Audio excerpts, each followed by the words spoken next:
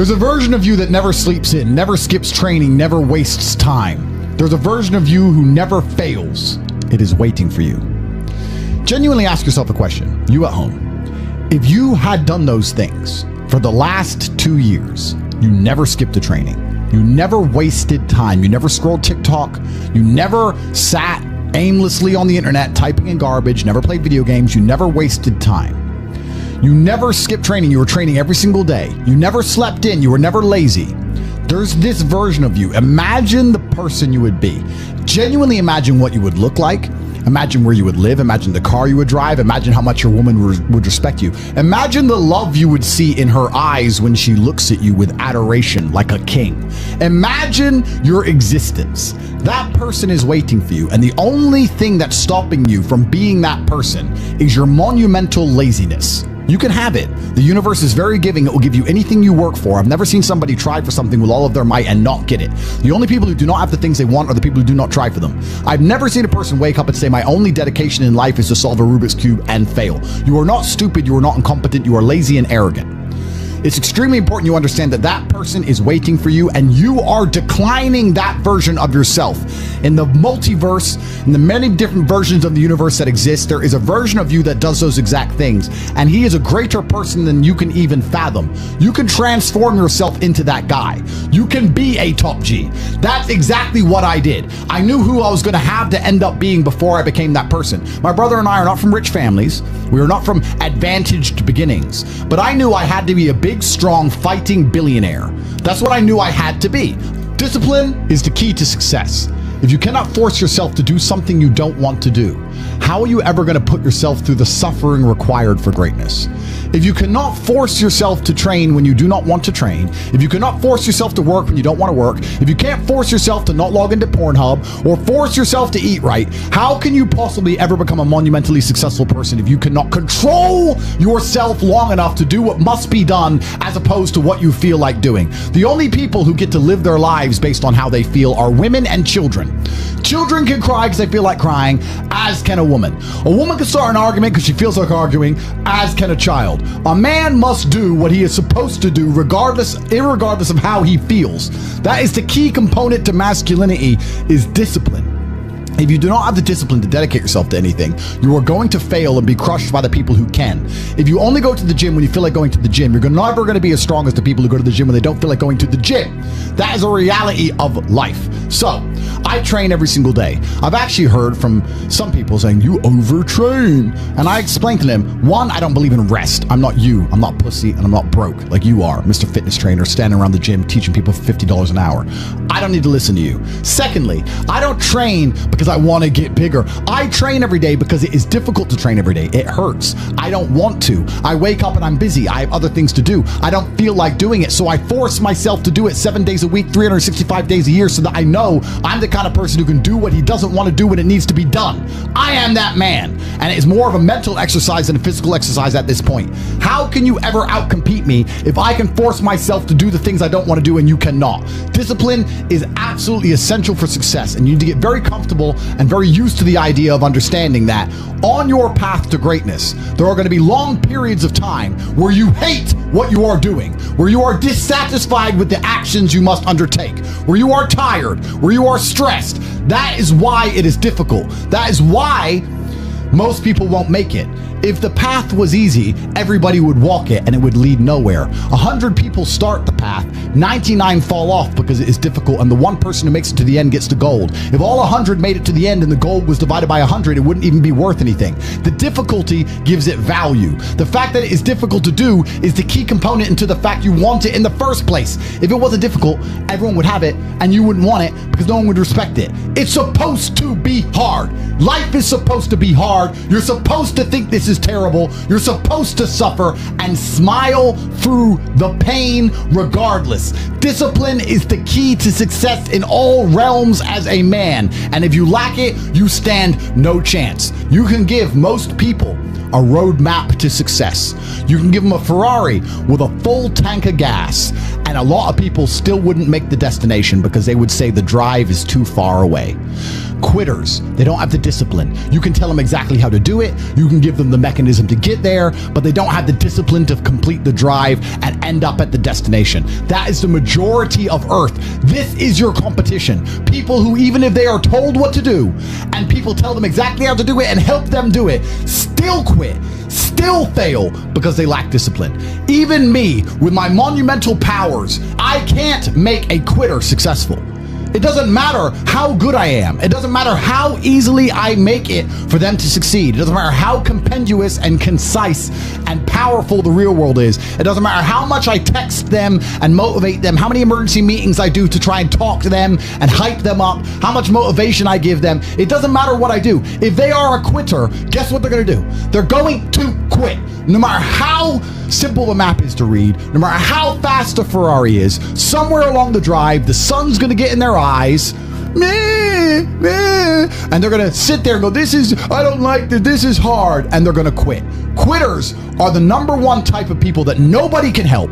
If you're a quitter, I can't help you, life can't help you, God himself cannot help a quitter. So if you lack discipline, you lack the very basic building block to any type of success which exists on the planet. By every single metric which can be measured with science, you are going to stay a loser and a failure. The key is to keep training. If you train hard every single day, you don't have to worry about a little bit of vitamin C. It's true. If you don't train and you don't smoke, you're still going to be a pussy. Yes. The answer is always hard work. As soon as you are granted life, you are guaranteed death. What you do in between is up to you. You are all conscious. That could end tomorrow, that could end in 100 years. But the time between the beginning of your consciousness and the end of it is completely up to you. Training is never the wrong decision. If you're in jail, you should train. If you are free, you should train. If you are rich, you should train. If you are poor, you should train. If you smoke, you should train. If you don't smoke, you should train. If you drink, you should train. If you don't drink, you should train. You cannot escape that hard work is always the correct decision. There is no time in any scenario when working hard is going to be the wrong answer. You should always try your very best in all things. I will smoke 10 cigars a day and beat the shit out of you because I train harder than you can possibly fathom. Pain is an extremely important part of the equation. Pain is the elixir of success. When people say this bad thing happened to me and I'm suffering, I say good. It is pain which is required. It's one of the elements in the chemical reaction. If a chemical reaction requires 5 particular distinct compounds and you have 4 and you're missing 1, it simply doesn't work. Pain for a man is one of the most important elements in becoming successful. Batman is Batman because they killed his parents. If they did not kill his parents, he would not be Batman. You're supposed to suffer. You're supposed to take that pain. The worst thing that can happen to you as a man is you live a life with no pain in it. To be born into a rich family and have a nice, easy life and be given money and you don't have to go to the gym and not have to train because you have bodyguards and sit around like a fuck up. You're going to be miserable and unhappy and a drug addict buying prostitutes. You're only going to have women who adore you. You're only going to feel confident in yourself and feel happy when you've been through hell and come out the other side. The pain is required, and you'll often notice that people who are better than you are people who have suffered more than you have suffered. So the person who is waiting for you, he requires your motivation. It also requires huge amounts of pain. So when bad things happen to you, do not sit at home and lament. Do not feel sorry for yourself. Instead, look in the mirror and say, thank you, God, for giving me one of the ingredients that is needed for the chemical concoction that is going to turn me into a superhero. Because pain is an extremely important one. In fact, it's one of the most important ones for a man. Everything is war. All of it. Sitting in the commute without losing your patience is war. Trying to find a way to escape your slave job is war. Keeping your wife happy and your children inspired is war. Training to become stronger than before is war. It is all war, and it cannot be avoided. And I'll tell you why it's war, because war is 2 opposing sides trying to achieve the same goal. 2 opposing sides want the same land or the same influence over X land. And the car you want, the Ferrari, you're not the only person who wants it. The reason it's so expensive is because other people want it. The girl you want, the beautiful woman, Everyone wants her. It is war. It is competition. Everything about life as a man is war. It is conflict because you are competing against the other men who want it the same, which is why discipline is such an important thing, which is why you must take the pain and add it to the concoction to become as formidable as possible. Life is war. This idea that you can go through life as a man and avoid war is probably the biggest mistake that most men make, because it is impossible for you to achieve anything significant without war. Running a business is war. Running a hotel, running a restaurant, running an online company, it's war. Training is war. Life as a man is war. You need to wake up and view it exactly as what it is. Everything I want, other people want. Everything I desire, other men are trying to get. This is a war and I must outcompete them. That is the best possible mental model you can have. Even in jail, it was a war for who could stay most calm, a war who could control their mind the best, a war for who could suffer the least. That is war. I was surrounded by people who lost their minds and I refused. It was a battle and I was successful. Life in and of itself as a man is a never-ending struggle and a never-ending battle. It is the constant of the human condition. Evolution requires pain. While others complain that they do not feel happy enough, I'm happy I'm struggling. I don't want to be happy. I want to be great. This is the beauty of life as a man. Do you understand? I don't care. I'm happy to be struggling. I wanted to fight. You wanted to win. I wanted to fight.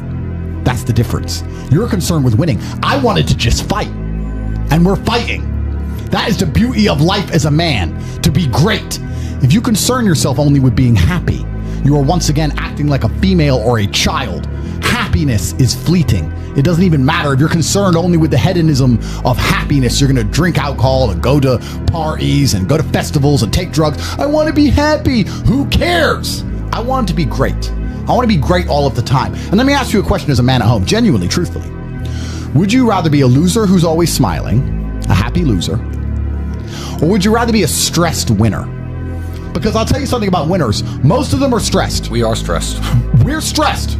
Putin is stressed. Genghis Khan was stressed when his messenger turned up after a 4-week ride with updates from the battlefront of Iran. I'm sure he was stressed by what he read. Even if it was very good, even if it all looked fantastic, he started to feel stressed. Okay, well now maybe I need to go to Iran. How long is it going to take me to get there? Maybe we need to send more horses. Maybe we need to colonize Iran. He felt stress because the beauty of life as a man is to be great. So you have to sit here and ask yourself, do you want to be a happy loser that's insignificant? Nobody knows you exist. Women don't respect you. Men don't respect you. Nobody cares if you live or die, but you get to smile all the time. Or do you want to be one of the most important people on the planet with a little bit of stress? I am brilliant because I've decided to be brilliant. And if I have to sacrifice happiness to be brilliant, then that's fine. You know what the great thing about it is? You know it's amazing what God gives, how the whole world becomes full circle? If you stop caring about being happy and you start caring instead about being great, guess what you end up being? Great. Along with great. And you know what? Yeah. Happy. You end up happy if you forget about happiness and try to become great. You will never be successful if you're concerned about being happy, so forget about it. I like to consider myself a wise old man, and I'm trying my best to encourage and instigate a revolution amongst the youth where men take absolute self-accountability and they believe in themselves and they take responsibility for absolutely everything. As a man, you are most formidable if everything is your fault. If it rains outside and you get wet, that is still your fault. Can you control the rain? No. Could you have brought an umbrella? Yes. You need to blame yourself for all things, the good and the bad. And by doing this, you take absolute self-accountability, which allows you to build a mental model in which you will find solutions, 1. 2, avoid trouble, because you know that anything bad happens to you is your fault. And 3, be the most fearsome competitor possible, because we're living in a very competitive world nowadays amongst the elites. The people who understand that you're living inside of a fish tank are trying very hard to get out. And you have to make sure that you can outrun some of them if you want to escape. It's an age-old adage. If a bear is chasing a group of people, you do not have to be the fastest one. You just have to be faster than the slowest. The slowest person is going to die. So as long as you're ahead of the majority of people, you stand a very good chance of avoiding slavery. Being a powerful man isn't always about furious anger and instilling fear.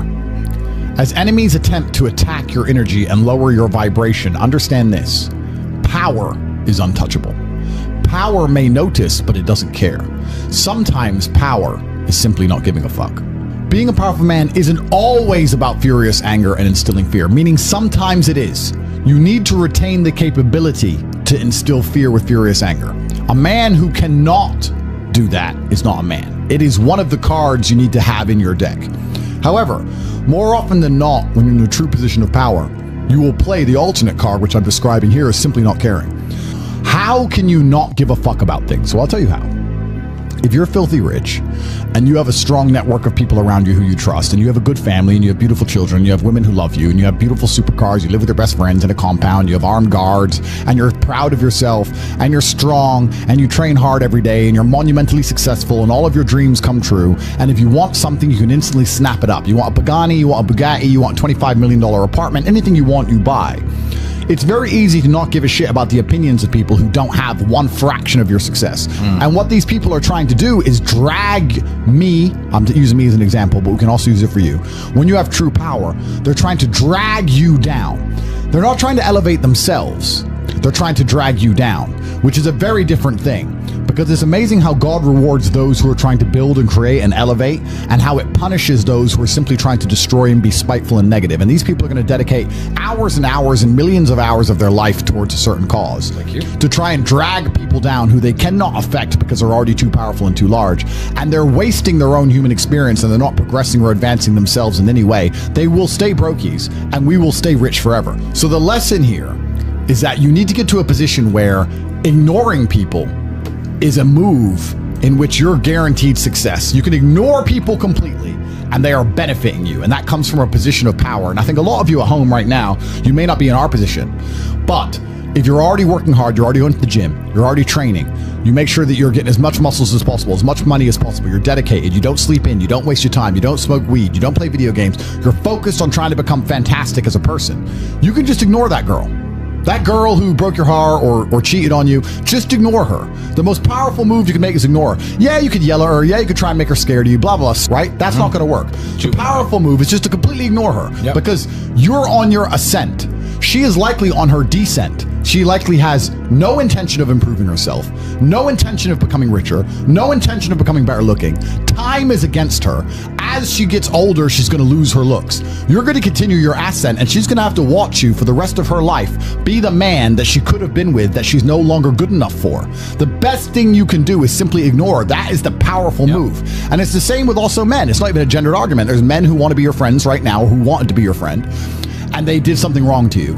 And if you're on the right path doing the right things, karma, God, the universe, whatever you want to call it, is going to teach them a lesson for simply failing to be a good person to you while they had the chance. But when you have a whole bunch of money, you take care of the people you love. And that's the masculine prerogative. And even my brother and I, anyone who's been loyal to us, who's on our team, we monumentally reward. And everyone who ever displayed cowardice or sold us out or made mistakes massively regrets it because they see how well we treat the people who are close to us. If you lack somewhere, excel somewhere else. Counter your weaknesses by honing other capabilities. If you're ugly, become filthy rich. If you're poor, be as strong as an ox. Life is unfair. The primary focus of your energies is to balance the books. And there's two different ways you could interpret that. You can, obviously, increase the attributes that you are lacking. If you have the ability to train, because a lot of people don't. Some people are born without arms and legs, but you, with 2 arms and 2 legs, are sitting at home jerking off the Pornhub, flabby and fat.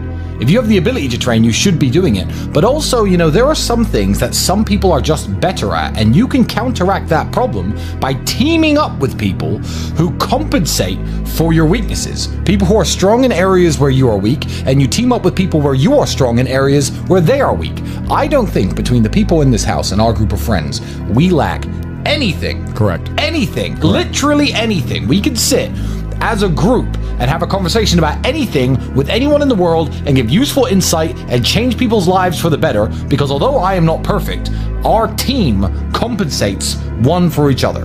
And that's the point of brotherhood. So excel in one area if you lack in others. I have people say to me, Andrew, I'm short. What do? I'm short. Okay, God made you short. Fine, good.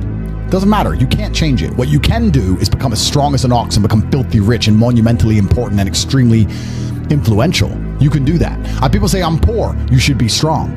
Oh, I'm strong, but I don't have any money. Okay, then teach others to be strong. Yes. There's always a way you can take your advantages and use them. And by teaming up with other men, other people, you can build a team in which there are no weaknesses.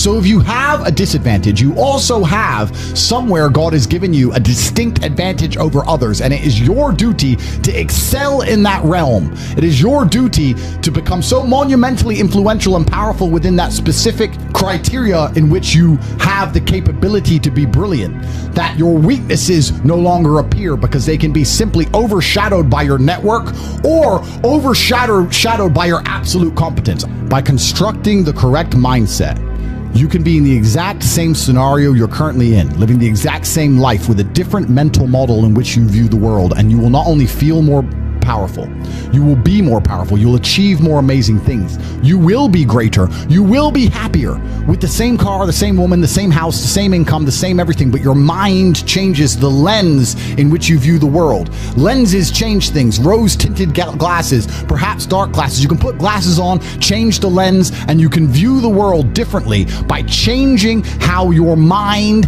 is constructed and put together and the way you view the world. That is the point of mental Aikido.